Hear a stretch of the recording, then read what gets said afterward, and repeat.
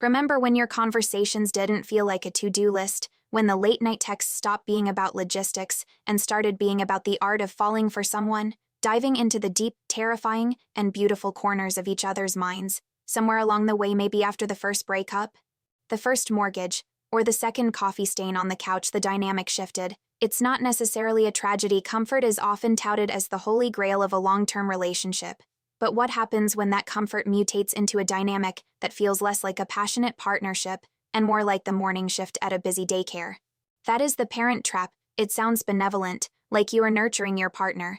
But psychologically speaking, this is a slippery slope toward a marriage that feels less like a sanctuary and more like a dormitory. The spark didn't necessarily go out because you stopped being attracted to them. The spark went out because you stopped treating them like an exciting mystery to be decoded.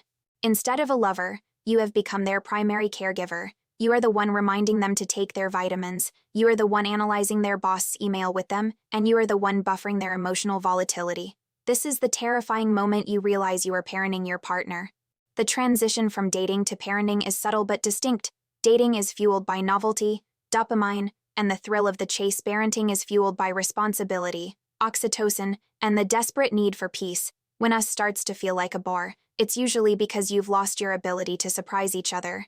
You stop talking about your fears, your wildest dreams, and your sexual fantasies because you assume they already know you, and they already get it. In these moments, you are no longer two distinct, colorful individuals adding to a compound sum. You have devolved into a singular, beige entity of administrative efficiency. The boredom creeps in under the guise of safety. You stop fighting for their attention and start taking it for granted. The frequency of intimacy drops from a heavy, animalistic craving to a utilitarian routine, and the conversations that used to blur the lines between philosophical debates and inside jokes have been replaced by a polite, dry monologue about which dishwasher detergent plays nicer with the glassware. This is the sound of a relationship stubbing its toe. Psychologically, this is often a result of diffused responsibility. When you act like a parent to a grown adult, your brain disengages from the emotional part of the equation and moves straight to the logistics. You worry about their diet rather than their desires. You correct their grammar rather than kissing them. When us feels like a bore, it's usually because you are operating on autopilot, skipping the experimental, messy, and high-energy parts of love in favor of the easy, lazy, and predictable parts. You aren't just partners anymore. You are roommates managing a chaotic household. And make no mistake, the difference between a partner and a roommate is that a roommate doesn't know that you're crying at 2 a.m., whereas a parent certainly knows if they are in charge enough to parent you. They are close enough to know you are crumbling. The tragedy isn't that the romance faded. The tragedy is that you allowed the romance to be replaced by strict routine. If the most exciting thing you and your partner talk about this week is whether to order pizza or tacos, you aren't just having a boring Tuesday. You might be living a forbidden romance. We call this the parent trap. But the real tragedy is that it isn't too late to break out, to reconnect. We have to recognize that parenting a partner is a sign that the romantic caregiving has evaporated. The solution isn't necessarily more quality time, but better time. But before we can recover that lost chemistry, we have to stop treating our spouses like problem children and start treating them like our favorite adventure. Don't worry, we are going to break down exactly how to reverse this phenomenon in the next section.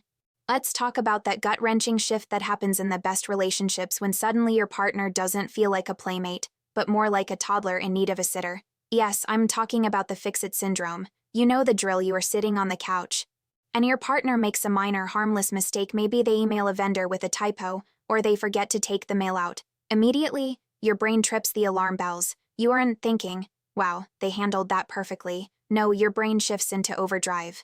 Drafting a polite correction, finding the document for them, or offering a sighing, have you considered doing X instead? Psychologically, this is the danger zone of overfunctioning, when you constantly inject yourself into your partner's errors without being asked.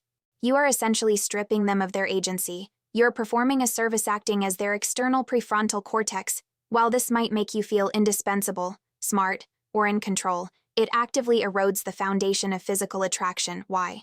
Because attraction requires two competent adults choosing to be vulnerable with one another. When one person is treating the other like a dependent needing supervision, the adult dynamic evaporates. You stop dating a peer, you start dating an assistant. Think about the dynamic of resentment that builds here. The person being fixed eventually stops trying or starts avoiding tasks altogether because they know they'd rather face your sigh than their own failure. They become complacent. You, on the other hand, become hollowed out by the invisible labor of managing them. It becomes a chess game where one person is playing, and the other is rushing to make all their moves for them. That is not partnership, that is management. This frequently happens with unsolicited advice and random acts of fixing. You see a cable behind the TV, and before they can ask you, you're crawling under the entertainment center to reroute the wires. It feels like you're being proactive, but it's actually a subtle form of control. You are signaling that their way isn't good enough, and that you are the only one who can handle the mess. The tragedy is that this behavior kills intimacy. We stop sharing our messier, imperfect selves because we fear the correction that inevitably follows. So, ask yourself tonight, are you in a relationship where you can be seen, or are you trapped in a cycle of being constantly pat on the head and told to try again because you weren't good enough the first time? If you're constantly trying to drift your partner away from the shore, you're not sailing a ship together, you're rowing a boat for two and one of you is just along for the ride. To catch the next red flag in this relationship, you have to do the hard work of sitting back and letting the turbulence happen.